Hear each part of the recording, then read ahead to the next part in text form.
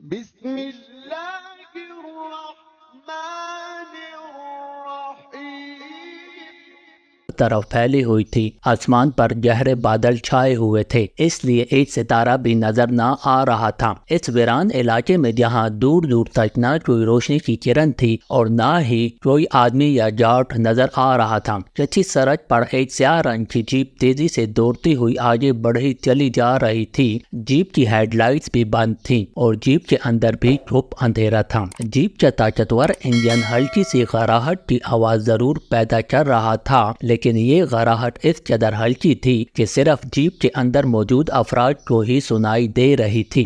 Jeep کے اندر 4 افراد تھے، جن میں ایک عورت اور 3 مرد تھے۔ عورت اور مردوں نے سیاہ رنگ کے لباس پہنے ہوئے تھے۔ ڈرائیونگ سیٹ پر ایک بھاری جسم کا آدمی تھا جو اندھیرے میں اس طرح جیپ چلا رہا تھا جیسے اس کی ساری عمر اندھیرے میں ہی ڈرائیونگ کرتے ہوئے گزر گئی ہو۔ سائیڈ سیٹ پر ایک نوجوان عورت بیٹھی ہوئی تھی جس نے لباس کے اوپر سیاہ رنگ کی لیڈی جیکٹ پہنی ہوئی تھی۔ اس کے سر سیاہ بال اس کے کندھوں پر پڑے ہوئے تھے۔ وہ خاموش بیٹھی سامنے پھیلے ہوئے اندھیرے کو اس طرح دیکھ رہی تھی جیسے اس اندھیرے میں اسے کوئی دلچسپ کھیل تماشا نظر آ رہا ہو۔ اچبی سیٹوں پر 2 لمبے قد اور چادر ورزشی جسم کے آدمی موجود تھے۔ ان دونوں نے بھی سیاہ رنگ کا لباس پہنا ہوا تھا۔ کیا ہمیں کسی طرف سے چیک کیا جا رہا ہوگا؟ اچانک اس خاموش بیٹھی عورت کی مترنم آواز سنائی دی۔ ہاں، جیسے ہی ہم اس میدان میں داخل ہوئے تھے، ہمیں نہ صرف سیٹلائٹ کے ذریعے چیک کیا گیا ہوگا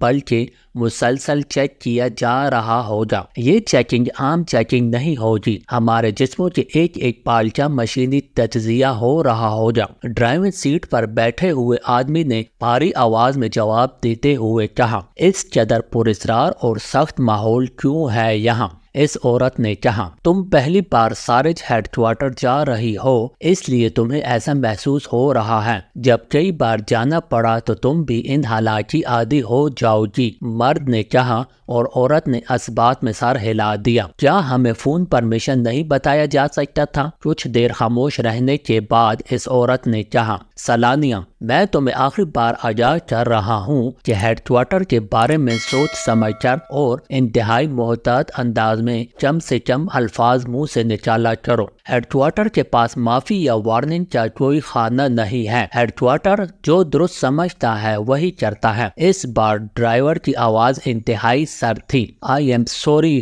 رائٹ، اس عورت نے جس کا نام سلانیہ تھا ایک جھرجھری سی لیتے ہوئے آواز میں جواب دیا۔ پھر جیپ کی رفتار اچانک آہستہ ہونا شروع ہو گئی اور پھر اچانک اندھیرے میں ایک چھوٹی سی عمارت کا سایہ سا نظر آنے لگ گیا تھا۔ یہ 2 کمروں پر مشتمل ایک چھوٹی سی عمارت تھی جس کے دونوں دروازے بند تھے اور اندر سے روشنی کی کوئی کرن باہر نہ آ رہی تھی اور نہ ہی کوئی آدمی نظر آ رہا تھا۔ مرد جسے رائٹ کے نام سے پکارا گیا تھا، اس نے جیپ اس عمارت کے قریب لے جا کر روکی۔ آؤ نیچے، رائٹ نے سلانیہ اور اچبی سیٹوں پر بیٹھے ہوئے دونوں افراد سے مخاطب ہو کر کہا اور پھر خود بھی نیچے اتر گیا۔ اس کے ساتھ ہی سلانیہ اور اچبی سیٹوں پر بیٹھے ہوئے دونوں مرد بھی نیچے اتر آئے۔ میں نے اس چیکنگ کے بارے میں تمہیں پہلے تفصیلی ہدایات دی تھی، لیکن پھر سن لو کہ تم نے کمرے میں داخل ہوتے ہی اپنے تمام کپڑے اتار دینے ہیں۔ اس کے بعد خاموش رہنا ہے، وہاں جو کچھ بھی ہو اسے برداشت کرنا ہے۔ پھر جب کمرے میں اونچی کی مشینی آواز ابھرے اور ہلکی سی روشنی ہو جائے تو تم نے لباس پہن کر کمرے سے باہر آ جانا ہے۔ ہم مردوں نے کونے والے کمرے میں باری باری جانا ہے جبکہ تم نے دوسرے کمرے میں جانا ہے، رائٹ نے سلانیہ سے کہا۔ یس باس، سلانیہ نے مؤدبانہ لہجے میں جواب دیتے ہوئے کہا۔ آؤ، رائٹ نے کہا اور پھر وہ چاروں تیز تیز قدم اٹھاتے کمروں کی طرف بڑھتے چلے گئے۔ کونے والے کمرے کے بند دروازے کے سامنے جا کر رائٹ اور اس کے مرد ساتھی رک گئے جبکہ سلانیہ دوسرے کمرے کے بند دروازے کے سامنے رک گئی۔ اندر جاؤ اور ہدایات کا خیال رکھنا ورنہ تمہاری لاش بھی غائب ہو جائے گی، رائٹ نے سلانیہ سے کہا تو سلانیہ بے اختیار ایک طویل سانس لیتے ہوئے آگے بڑھ گئی۔ اس نے دروازے کو دبایا تو دروازہ کھلتا چلا گیا۔ اندر باہر سے بھی زیادہ اندھیرا تھا۔ سلانیہ اندر داخل ہوئی اور ہدایات کے مطابق 2-3 قدم چل کر رک گئی۔ اسی لمحے اسے اپنے عقب میں دروازہ بند ہونے کی آواز سنائی دی تو اس نے کپڑے اتارنا شروع کر دیے۔ چند لمحوں بعد اس نے تمام کپڑے اتار دیے اور انہیں اپنے قریب زمین پر ڈال دیا اور خود خاموش کھڑی ہو گئی۔ اندھیرا اس قدر گہرا تھا کہ خود اسے اپنا جسم بھی نظر نہ آ رہا تھا۔ پھر اسے اچانک احساس ہوا کہ جیسے کسی آہنی پنجے نے اسے سر سے پکڑ لیا ہو۔ وہ ایک لمحے کے لیے گھبرائی اور چیخنے کے لیے اس کا منہ کھلا ہی تھا کہ اسے رائٹ کا خیال آیا، جس نے اسے سختی سے ہدایت کی تھی کہ اس کے ساتھ جو کچھ بھی ہو اسے برداشت کرنا ہے، تو اس نے سختی سے منہ بھینچ لیا۔ اس کا سر آہنی پنجے میں جکڑا ہوا تھا اور اسے یوں محسوس ہو رہا تھا جیسے اس آہنی پنجے سے نامعلوم سی لہریں نکل کر اس کے پورے جسم میں دوڑ رہی ہوں، حتیٰ کہ وہ اپنے پیروں کے ناخنوں تک میں ان لہروں کا اثر محسوس کر رہی تھی۔ چند لمحوں تک ایسا ہوتا رہا، پھر اچانک وہ آہنی پنجہ غائب ہو گیا اور اس کے ساتھ ہی لہریں بھی اس کے جسم سے مفقود ہو گئیں۔ اوکے، اچانک کمرے میں ایک مشینی آواز ابھری اور اس کے ساتھ ہی کمرے میں ہلکی سی روشنی ہو گئی۔ روشنی ہوتے ہی اس نے جھپٹ کر سامنے پڑے ہوئے اپنے کپڑے اٹھائے اور انہیں پہننا شروع کر دیا۔ آخر میں جیکٹ پہن کر وہ مڑی اور دروازے کی طرف بڑھ گئی۔ جب اس نے دروازے کو اندر کی طرف کھینچا اور دروازہ کھولا تو کونے میں موجود ہلکی سی روشنی بھی غائب ہو گئی۔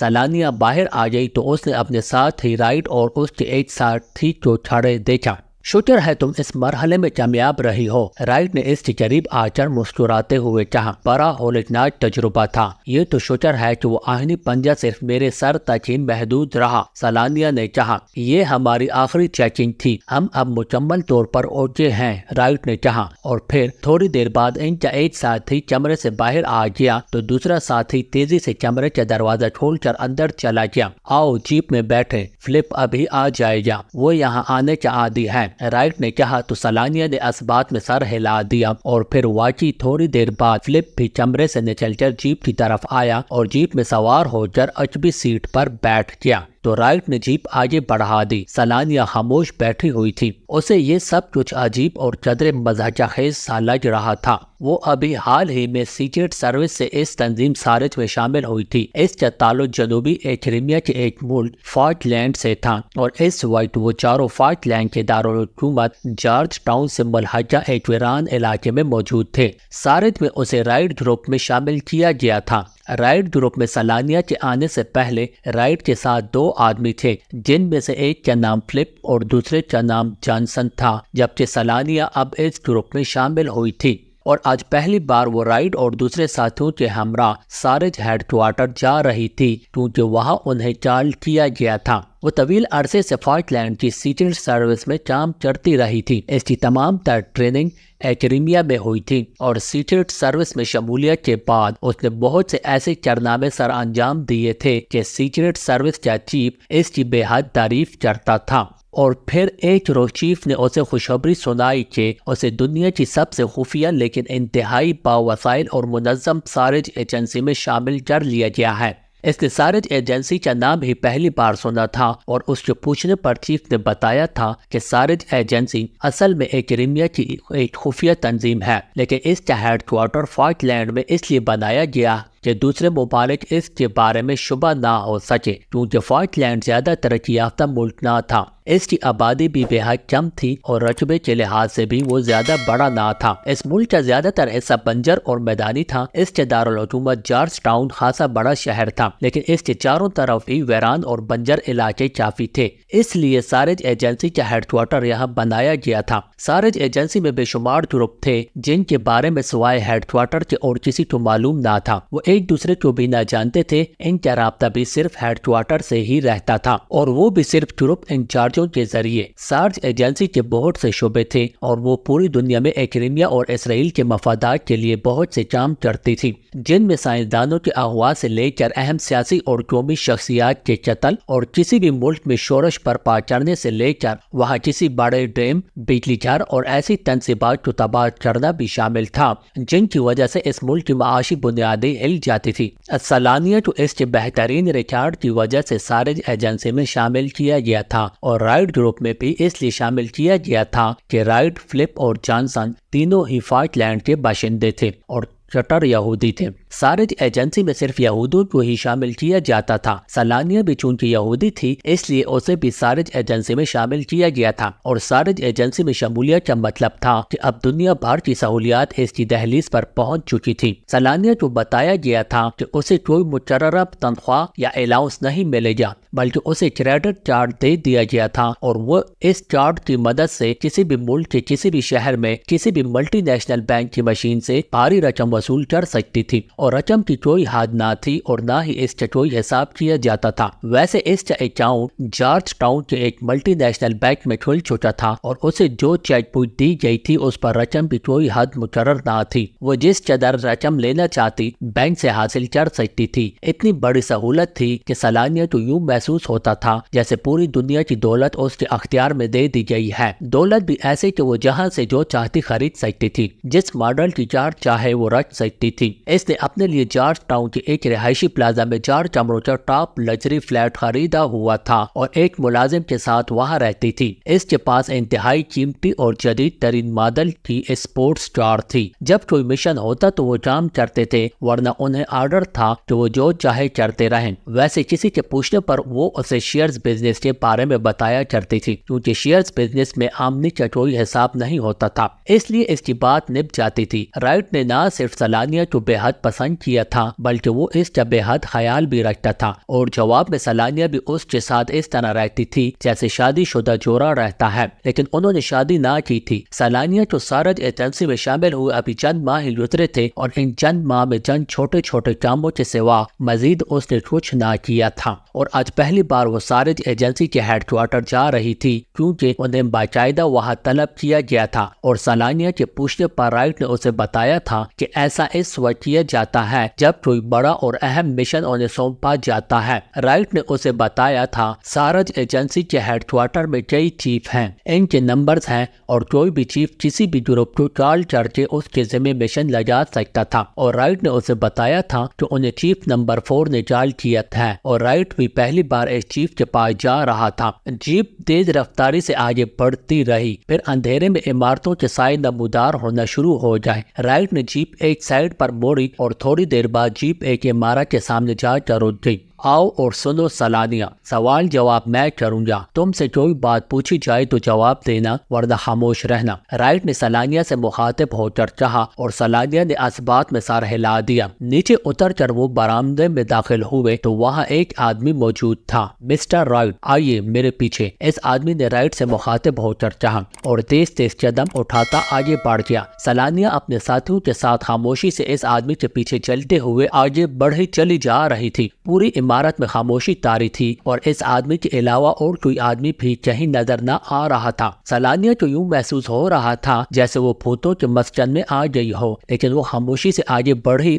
پھر ایک بند دروازے پر ان کا گائیڈ رک گیا۔ اس نے محسوس انداز میں 3 بار دروازے پر دستک دی، اس کے بعد وہ پیچھے ہٹ گیا۔ چند لمحوں بعد دروازہ کھل جائے گا، آپ اندر جا سکتے ہیں، اس آدمی نے بڑے مدبانہ لہجے میں کہا، اور وہ واپس مڑ کر چلا گیا۔ کچھ دیر بعد دروازہ کھلا اور اندر مدھم سی روشنی نظر آنے لگی۔ رائٹ اندر داخل ہوا تو اس کے پیچھے سلانیہ اور اس کے پیچھے رائٹ کے دونوں ساتھی فلپ اور جانسن بھی اندر داخل ہو گئے۔ کمرے میں ایک بڑی میز نظر آ رہی تھی جس کے پیچھے ایک اونچی پشت کی کرسی رکھی ہوئی تھی، جبکہ دروازے کی طرف 4 کرسیاں تھیں۔ ایک کرسی کے پیچھے کھڑے ہو جاؤ، رائٹ نے کہا، اور خود بھی ایک کرسی کے پیچھے مدبانہ انداز میں کھڑا ہو گیا۔ ظاہر ہے باقی سب نے بھی اس کی پیروی کی۔ تھوڑی دیر بعد چماکے سے وہ ہلکی سی روشنی بھی غائب ہو گئی اور کمرے میں چپ اندھیرا چھا گیا، لیکن ایسا تھوڑی دیر کے لیے ہوا، پھر یکلک تیز روشنی ہو گئی۔ روشنی تو شاید نارمل تھی، لیکن مسلسل اندھیرے میں رہنے کی وجہ سے انہیں یہ عام سی روشنی بھی سرچ لائٹ کی طاقتور روشنی سے بھی زیادہ تیز محسوس ہو رہی تھی۔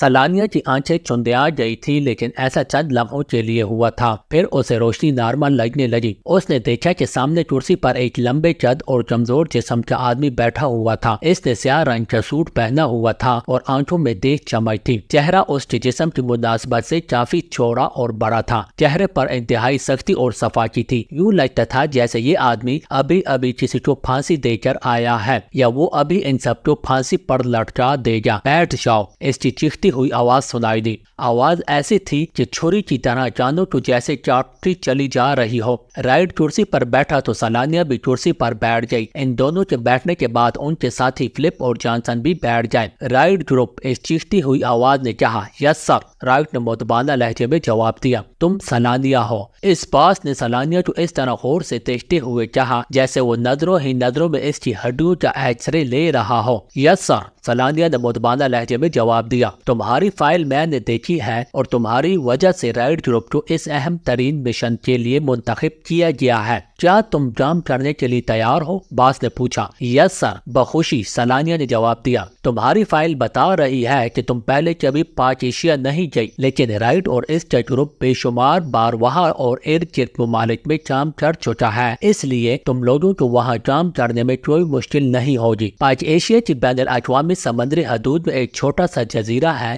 جسے گرین پرل کہا جاتا ہے۔ یہاں نیوی کی ایک بڑی ورکشاپ ہے، خصوصی طور پر یہاں پاک ایشیا کی ایٹمیک آبدوزوں کو مرمت کیا جاتا ہے اور ان کی اوورہالنگ کی جاتی ہے۔ اس ورکشاپ کے دو حصے ہیں، ایک میں عام آبدوزوں پر کام ہوتا ہے اور دوسرا خفیہ حصہ ہے جسے اسپیشل ورکشاپ کہا جاتا ہے اور وہاں ایٹمیک آبدوزوں پر کام ہوتا ہے۔ اس کے ساتھ ساتھ اسپیشل ورکشاپ دراصل ایک جدید ترین لیبارٹری بھی ہے جہاں ایٹمیک آبدوزوں کو مزید بہتر اور دفاعی لحاظ سے زیادہ کرامت بنانے کے لیے نئی ایجادیں کی جاتی ہیں۔ وہاں ایک سائنسدان کام کرتا ہے، ڈاکٹر اعظم اس سائنسدان کا نام ہے۔ معتبر ترین اطلاعات کے مطابق ڈاکٹر اعظم نے ایٹمیک سب میرین کے لیے ایک ایسا آلہ ایجاد کیا ہے جو باقی دنیا کے لیے انتہائی خوفناک ہے۔ یہ ایک چھوٹی سی چپ ہے جسے اگر ایٹمیک سب میرین میں نصب کر دیا جائے تو سمندری پانی میں موجود خاص قسم کی کیمیکلز اس انداز میں ٹریٹ ہو جاتے ہیں کہ ان کیمیکلز کی مسلسل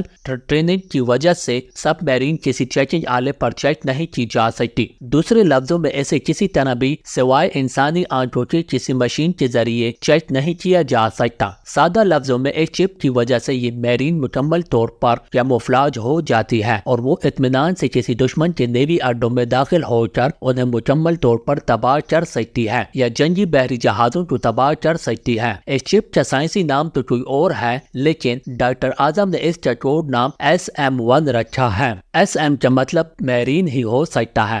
باس نے روک کر اور باہر تمہید کی پوری وضاحت سے بات کرتے ہوئے کہا۔ سلانیہ، رائٹ اور اس کے ساتھی خاموش بیٹھے یہ سب کچھ سن رہے تھے۔ تم سب یقیناً میری باتیں سن کر اندازہ لگا چکے ہوگے کہ ہمارا مشن کیا ہے اور تمہارے خیال کے مطابق ہمارا مشن یہی ہو سکتا ہے کہ وہ چپ SM-1 حاصل کی جائے، لیکن ایسا نہیں ہے۔ ایسی چپ پر اسرائیل میں بھی کام ہو رہا ہے اور یہودی سائنسدان بھی تقریباً کامیابی کے قریب پہنچ چکے ہیں۔ البتہ ہمیں دو کام کرنے ہیں، ایک ڈاکٹر اعظم کا خاتمہ اور دوسرا گرین پرل آئی لینڈ میں نیوی اسپیشل ورکشاپ کی مکمل تباہی۔ جہاں تک ڈاکٹر اعظم کا تعلق ہے وہ مستقل طور پر گرین پرل پر نہیں رہتا بلکہ وہ ہفتے میں 2 روز وہاں جاتا ہے، جبکہ باقی دن وہ اپنی رہائش گاہ میں بنائی گئی ذاتی لیبارٹری میں کام کرتا رہتا ہے۔ اس کی رہائش گاہ پر بھی سائنسی حفاظتی آلات نصب ہیں اور ایسے سائنسی انتظامات بھی ہیں کہ اندر کوئی داخل نہیں ہو سکتا۔ جب وہ باہر نکلتا ہے تو بلٹ پروف بلکہ میزائل پروف گاڑی میں ساحل پر جاتا ہے اور وہاں سے سب میرین کے ذریعے وہ گرین پرل پہنچتا ہے۔ اسی طرح اس کی واپسی ہوتی ہے اور ہمیں ڈاکٹر اعظم کی ہلاکت کے ساتھ ساتھ اس کی ذاتی لیبارٹری کی تباہی بھی مطلوب ہے، کیونکہ اگر اس چپ یا اس کا فارمولہ وہاں موجود ہوا تو پاک ایشیائی سائنسدانوں کے ساتھ ساتھ دیگر ممالک کے ایجنٹ بھی اسے وہاں سے حاصل کر سکتے ہیں۔ اگر ایسا ہو گیا تو ہمارا سارا مشن ختم ہو جائے گا۔ ہم چاہتے ہیں کہ ایسی چپ صرف اور صرف ایکریمیا اور اسرائیل کے پاس ہو تاکہ ان کی سب میرینز ناقابل تفسیر ہو جائیں اور ان کے سامنے بڑے سے بڑا جنگی جہاز اور سب میرینز بچوں کا کھلونا بن جائیں جسے جب چاہو آسانی سے دوڑا جا سکے۔ اس لیے ڈاکٹر اعظم کو اس وقت ہلاک کرنا مطلوب ہے جب وہ اپنی ذاتی لیبارٹری میں موجود ہو۔ ڈاکٹر اعظم کے ذاتی کردار کے بارے میں جو تحقیقات کرائی گئی ہیں ان کے مطابق ڈاکٹر اعظم میں ایک بہت بڑی خامی کا پتہ چلایا گیا ہے اور تحقیقات کے مطابق ڈاکٹر اعظم کا کردار بے حد مضبوط ہے، لیکن اس کے اندر ایک نفسیاتی خامی کا پتہ چلا ہے کہ وہ مخصوص فجر کی حامل عورت نوجوان عورت کو پسند کرتا ہے، اور سلانیہ اس محسوس فجر کی حامل ہے۔ اس لیے سلانیہ کا انتخاب کیا گیا ہے کہ وہ ڈاکٹر اعظم سے مل کر اس سے دوستانہ تعلقات قائم کرے، اور پھر اس کی رہائی گاہ پر پہنچ کر نہ صرف اس کا خاتمہ کر دے بلکہ اس کی ذاتی لیبارٹری کو بھی مکمل طور پر تباہ کر کے وہاں آگ لگا دے، جس سے وہاں موجود ہر چیز جل کر راکھ ہو جائے۔ کیا تم اس مشن کے لیے تیار ہو؟ سلانیہ باس نے کہا۔ یس سر، بخوشی، اور مجھے یقین ہے کہ میں حتمی طور پر کامیاب بھی رہوں گی، کیونکہ مجھے ایسے مردوں کو نفسیاتی طور پر ٹریٹ کرنا بخوبی آتا ہے۔ سلانیہ نے مسکراتے ہوئے جواب دیا، گڈ، ویسے تو تمہیں ڈاکٹر اعظم کے بارے میں تحقیقات کی فائل مل جائے گی جس میں تمام تفصیل موجود ہے۔ وہ ہفتے میں ایک روز سنڈے کا پورا دن دارالحکومت کے اعلیٰ کلبوں میں گزارتا ہے، لیکن ذہنی طور پر وہ بے حد ہوشیار اور شکی مزاج ہے۔ اگر اسے معمولی سا شک بھی پار گیا تو وہ تمہیں ہلاک کرنے سے بھی باز نہیں آئے گا، لیکن تمہاری تربیت اور تمہارے سابقہ کارنامے بتا رہے ہیں کہ تم بہرحال اس مشن میں کامیاب رہو گی۔ باس نے کہا، یس باس، سلانیہ نے جواب دیتے ہوئے کہا۔ اوکے مسٹر رائٹ، تمہارا مشن سادہ ہے، تم نے گرین پرل میں نیوی کی اسپیشل ورکشاپ کو مکمل طور پر تباہ کرنا ہے۔ باس نے رائٹ سے مخاطب ہو کر کہا، یس باس، رائٹ نے جواب دیا۔ آخر میں ایک بات اور بتا دینا چاہتا ہوں کہ پاک ایشیا سیکرٹ سروس بے حد فعال، تیز اور خوفناک ہے، اس لیے تمہارے دونوں مشن ایسی صورت میں کامیاب ہو سکتے ہیں کہ پاک ایشیا سیکرٹ سروس کو اس کا علم نہ ہو۔ جو ہماری اطلاعات کے مطابق پاک ایشیا سیکرٹ سروس ایکرینیا میں ہے، کیونکہ اس کے لیڈر علی عمران کو وہاں دیکھا گیا ہے، لیکن سیکرٹ سروس صرف چند افراد پر ہوتی، اس لیے ہو سکتا ہے کہ اس کا کوئی دوسرا گروپ وہاں پاک ایشیائی دارالحکومت میں موجود ہو۔ اس لیے تمہیں دونوں مشن اس انداز میں مکمل کرنے ہیں کہ جب تک تم مشن مکمل کر کے واپس نہ آ جاؤ انہیں اس بارے میں کسی طور پر بھی معلوم نہ ہو سکے۔ باس نے کہا، یس باس، اس بار رائٹ اور سلانیہ دونوں نے بیک آواز ہو کر کہا۔ آخری بات، مشن کے دوران یا پکڑے جانے کی صورت میں سارے ایجنسی کا نام کسی صورت تمہارے لاشعور تک کے ذریعے بھی سامنے نہیں آنا چاہیے۔ باس نے کہا، یس باس، اس بار رائٹ نے کہا۔ اوکے، اب تم جا سکتے ہو، فائلیں تمہیں پہنچ جائیں گی۔ مشن جس طرح مکمل کرنا ہے یہ سوچنا تمہارا اپنا کام ہے، باس نے کہا۔ یس باس، رائٹ اور سلانیہ کے ساتھ ساتھ فلپ اور جانسن نے بھی اٹھتے ہوئے کہا، اور پھر وہ تیزی سے چلتے ہوئے کمرے سے باہر آ گئے۔ ان کے عقب میں پہلے لائٹ بند ہوئی، پھر دروازہ بند ہو گیا۔ آئیے جناب، میں آپ لوگوں کو آپ کی جیپ تک چھوڑ دوں۔ باہر موجود اسی گائیڈ نے جو پہلے انہیں اس کمرے تک چھوڑ دیا تھا مدبانہ لہجے میں کہا، اور اس کے ساتھ ہی وہ مڑا اور تیزی سے آگے بڑھ گیا۔ رائٹ، سلانیہ اور ان کے ساتھی اس گائیڈ کی پیروی کر رہے تھے۔